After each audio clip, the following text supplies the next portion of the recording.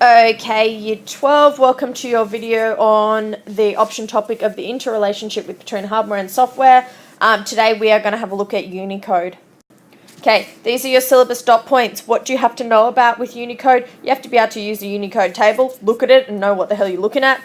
And the other part that you need to be able to do is convert the hex which all Unicode is in to its relevant Unicode character.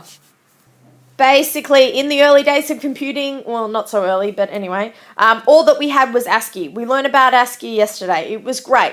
It had control characters, so it could make your computer beep, it could print out something, it had null characters, it had punctuations, numbers, and letters. But all it had was English.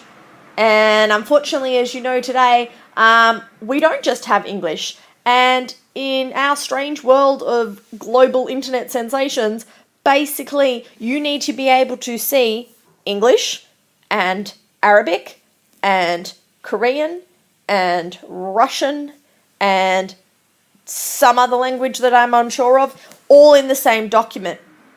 ASCII would not allow you to do that. ASCII could only represent English or Latin characters and uppercase, lowercase, and basic symbols. Okay? Nothing more than that.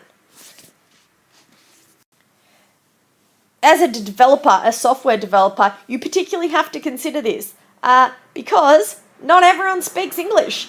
And even if Joe the user goes, yeah, I'm okay, I'm just happy to just use English, you as the software developer have to consider not everyone uses English, and if you want to appeal your software to, anyone generally, you cannot use ASCII anymore as an encoding method. So, therefore, came along a encoding method that encompassed all character sets in all languages. It assigns every character a unique number called a code point. Then it uses an encoding system. Depending on what encoding system it uses, depends on how many bytes or bits are needed to store that Unicode value. One advantage of Unicode over other possible sets is particularly that the first 256 code points are identical to ASCII. So that ASCII table and the code points that are used for that ASCII table are basically incorporated into Unicode. So it's not like it's something separate, it's actually kind of embedded within it. So in addition, the vast majority of commonly used characters are represented only by 2 bytes in a region called the BMP, which we'll have a quick look at. There's 2 common types of encodings that are used with Unicode. And those encodings are UTF-8, which is a pretty standard, and UTF-16. UTF-8 can store in a 1-byte standard ASCII, so in binary, in 8 bits. In 16 bits or 2 bytes, it can store Arabic characters, Hebrew characters, and most European scripts. So where a standard comma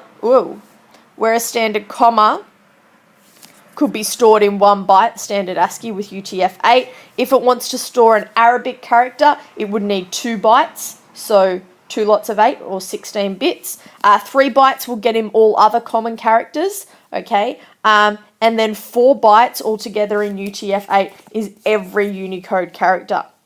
UTF-16, however, which is like, the newer revised version, in 2 bytes, hence why it's called UTF-16, so 16 bits, it stores all the common characters, inclusive of all the languages, and in 4 bytes, it can store all Unicode characters. So your emojis, yeah, amigos, your emojis, the poo that you so commonly like to use and text to people, uses UTF-16.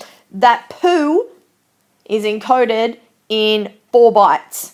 Okay, so 1, 2, 3, 4, 8 ones are 8, 8 twos are 16, 8 threes are 24, 8 fours are 32. Your poo takes up 32 little bits. And that's it, guys. That's a basic overview of Unicode. We're going to go into a lot more detail in class.